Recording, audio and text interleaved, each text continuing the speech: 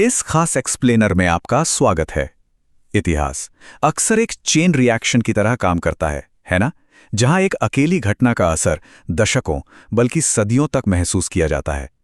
आज हम बिल्कुल ऐसे ही एक ऐतिहासिक पल का गहरा विश्लेषण करने जा रहे हैं, जलियांवाला बाग हत्याकांड। हम उन स्थापित तथ्यों, हैरान कर देने वाले आंकड़ों और उस दर्दनाक विरासत को डिकोड करेंगे जिसने हमेशा के लिए ब्रिटिश राज की नींव हिलाकर रखती थी। तो एक बार जल्दी से देख लेते हैं कि आज हम किन किन पहलुओं पर बात करेंगे। 1. घटना की पृष्ठभूमि। 2. 13 अप्रैल 1919 का वो खौफनाक दिन। 3. ये पूरा नरसंहार और हताहतों की संख्या। 4. इसकी जांच और दुनिया भर से आई प्रतिक्रियाएं। और अंत में 5. इसके बाद हुए प्रतिघात और स्मारक की कहानी। चलिए बिना किसी देरी के शुरू करते हैं। भाग 1, घटना की पृष्ठभूमि। किसी भी घटना को समझने के लिए उसके पीछे के माहौल को समझना बहुत जरूरी है। तो आइए देखते हैं कि प्रथम विश्व युद्ध के ठीक बाद भारत में ऐसा क्या चल रहा था जिसने इतनी बड़ी त्रासदी की नींव रखी। अब जरा इस टाइमलाइन पर गौर कीजिए। ये देखना वाकई हैरान करने वाला है कि रिश्ते कितनी तेजी से बिगड़े। 1914 से 1918 के बीच करीब 13 लाख भारतीयों ने पहले विश्व युद्ध में अंग्रेजों के लिए अपनी जान जोखिम में डाली थी। सबको लगा था कि युद्ध के बाद अंग्रेज कुछ तो नरमी बरतेंगे, राइट? लेकिन हुआ इसका बिल्कुल उल्टा। 1919 में बेहद कड़े कानून थोप दिए गए। 10 अप्रैल तक स्थानीय नेताओं की गिरफ्तारियां होने लगी, विरोध प्रदर्शन तेज हो गए और अप्रैल के मध्य तक आते आते तो पंजाब में मार्शल लॉ लगा दिया गया। स्थिति पूरी तरह से आउट ऑफ कंट्रोल हो चुकी थी। तो ये जो गुस्सा भड़क रहा था, उसके पीछे की सबसे बड़ी वजह था रॉलेट एक्ट। ये 1919 का एक ऐसा दमनकारी कानून था जिसने अंग्रेजों को असीमित ताकत दे दी थी। मतलब वो प्रेस पर सेंसरशिप लगा सकते थे, किसी को भी बिना वारंट के गिरफ्तार कर सकते थे और बिना किसी जवाबदेही के गुप्त रूप से मुकदमे चला सकते थे। जाहिर है, इस तानाशाही कानून ने पूरे देश में गुस्से की आग भड़का दी। भाग 2, 13 अप्रैल 1919 का दिन। अब हम सीधे उस दिन पर आते हैं जब ये त्रासदी हुई। हालांकि आपको जानकर हैरानी होगी कि उस दिन की शुरुआत बहुत ही अलग और खुशनुमा माहौल में हुई थी।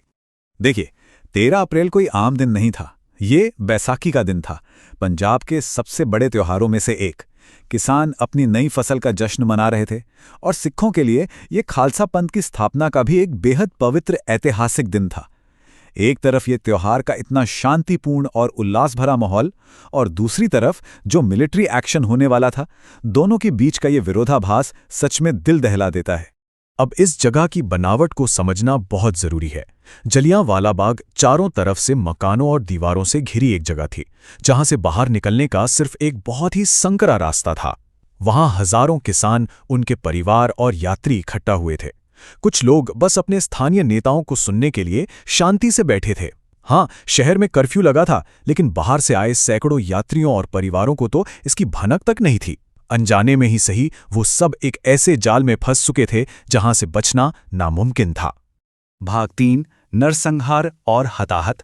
अब हमें उस दोपहर हुई सैन्य कार्रवाई के उन भयानक तथ्यों और आंकड़ों का निष्पक्ष रूप से सामना करना होगा जिन्होंने उस वक्त पूरी दुनिया को सुन्न कर दिया था।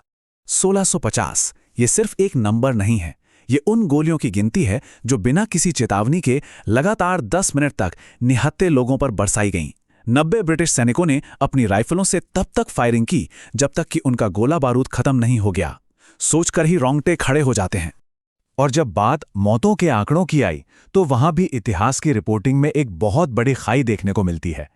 आधिकारिक ब्रिटिश रिकॉर्ड्स कहते हैं कि सिर्फ 379 लोग मारे गए, लेकिन भारतीय अनुमान और उस वक्त के सिविल सर्जन डॉक्टर स्मिथ के आंकड़े बताते हैं कि असल में 1000 से 1800 से ज्यादा लोगों ने अपनी जान गंवाई थी और 2000 से ज्यादा लोग घायल हुए थे। ये साफ दिखाता है कि जो असल दर्दनाक सच्चाई थी, उसे ब्रिटिश दस्तावेजों में कैसे दबाने की कोशिश की गई। उस वक्त वहां कितनी दहशत रही होगी, इसका अंदाजा आप सिर्फ इस एक दिल चीर देने वाले तथ्य से लगा सकते हैं। उस पार्क के अंदर एक कुआं था। जब गोलियां चलनी शुरू हुईं तो जान बचाने की अफरा तफरी में लोग उस कुएं में कूदने लगे। बाद में उसी अकेले कुएं से 120 शव निकाले गए थे, जिसे आज हम शहीदी कुआं कहते हैं। भाग 4, जांच और प्रतिक्रियाएं। इस भयंकर नरसंहार के बाद जो लहरें उठीं, उन्होंने ब्रिटिश प्रशासन और भारतीय आवाम दोनों के भीतर से बेहद अलग अलग और तीव्र प्रतिक्रियाओं को जन्म दिया। शुरुआती ब्रिटिश प्रतिक्रिया देखिए, ये वाकई हैरान करती है। निंदा करना तो दूर, प्रांतीय स्तर पर ब्रिटिश लेफ्टिनेंट गवर्नर माइकल ओ'डायर ने जनरल डायर को बाकायदा एक टेलीग्राम भेजा और कहा, तुमने सही कदम उठाया, मैं तुम्हारे निर्णय को मंजूर करता हूं। मतलब इतने बड़े कृत्य को सरकारी स्तर पर पूरी तरह से सही ठहराया जा रहा था। लेकिन जब इस घटना की खबर दुनिया भर में फैली और हर तरफ से तीखी आलोचना होने लगी, तो मजबूरन अंग्रेजों को एक जांच बैठानी पड़ी, हंटर कमीशन। इस जांच में जनरल डायर ने बड़ी ही बेशर्मी से माना कि वो तो पहले से ही गोली चलाने का इरादा लेकर गया था, और अगर वो संकरा रास्ता नहीं होता तो वो अपने साथ लाई तोपों का भी इस्तेमाल करता। अंततः दुनिया भर के दबाव के चलते डायर को डिमोट किया गया और 1920 में उसे इस्तीफा देकर वापस ब्रिटेन लौटना पड़ा। और दूसरी तरफ इस एक घटना ने पूरे भारत को कैसे झकझोर कर रख दिया, वो देखना बहुत जरूरी है।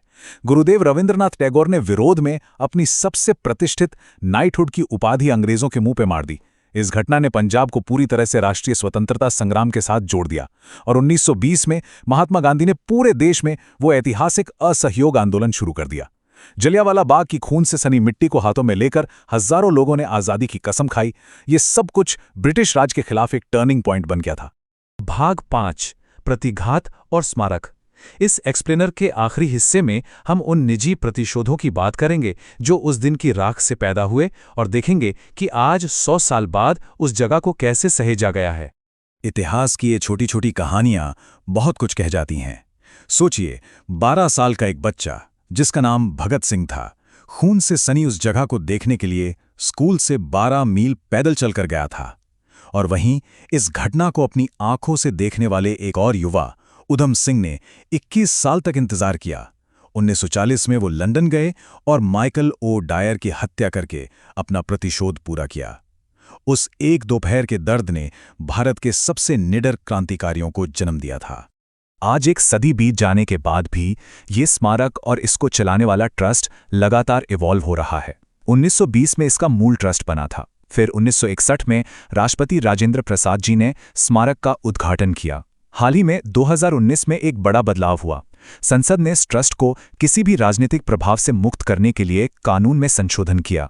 इससे किसी एक पार्टी के अध्यक्ष की स्थायी जगह को हटाकर विपक्ष के नेता को शामिल किया गया और ट्रस्टियों का कार्यकाल 5 साल तय कर दिया गया, ताकि ये स्मारक हमेशा पूरी तरह से एक तटस्थ राष्ट्रीय धरोहर बना रहे। अब इस बदलाव को देखिए, 100 सालों में नजरिया कितना बदल जाता है। 1919 में जहां ब्रिटिश अधिकारियों ने इस नरसंहार को बिल्कुल सही बताया था, वहीं 2013 में ब्रिटिश प्रधानमंत्री डेविड कैमरून ने जलियांवाला बाग आकर विजिटर्स बुक में लिखा कि ब्रिटिश इतिहास की ये एक बेहद शर्मनाक घटना थी। समय के साथ इतिहास अपनी सच्चाई खुद मनवा लेता है। तो हम इस एक्सप्लेनर को एक गहरे सवाल के साथ खत्म करते हैं। अगर केवल 10 मिनट की एक दुखद घटना एक ऐसे साम्राज्य की किस्मत को हमेशा के लिए पलट सकती है जिसका सूरज कभी नहीं डूबता था, तो जरा सोचिए, इतिहास के और कितने ऐसे खामोश पल होंगे जो आज भी हमारी दुनिया, हमारे वर्तमान को आकार दे रहे हैं। इस बारे में जरूर सोचिएगा। और हाँ, इतिहास के पन्नों को ऐसे ही पलटते रहने के लिए हमारे साथ बने रहिए।